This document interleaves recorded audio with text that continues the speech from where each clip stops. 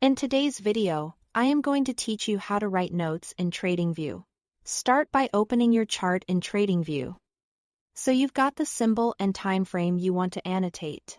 With the chart in view, look to the left-hand toolbar and find the text tool, which is marked with a T icon.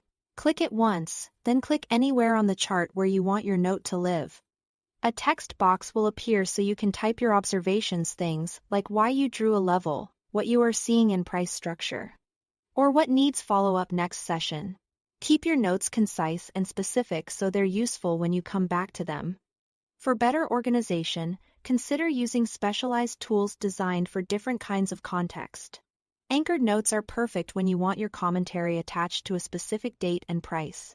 Once placed, an anchored note will remain locked to that exact point and move with the chart as you scroll or zoom, so you never lose the reference you were talking about.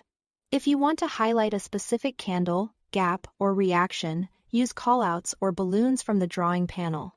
These create a clean pointer that directs your eye to the exact event you are describing, while the text lives just off to the side for readability. As you add notes, take a moment to customize how they look so your chart stays readable. You can adjust text color to match your theme, increase or decrease the font size for emphasis, and add or remove a background for contrast. A subtle background often helps text stand out over busy price action. Color coding can speed up your reviews, for example. One color for trade ideas and another for risk notes, so long as you keep it consistent. When your annotations are in place, save your layout to keep everything for future analysis. Saving your layout ensures your notes, anchored comments, and callouts are preserved the next time you open the chart.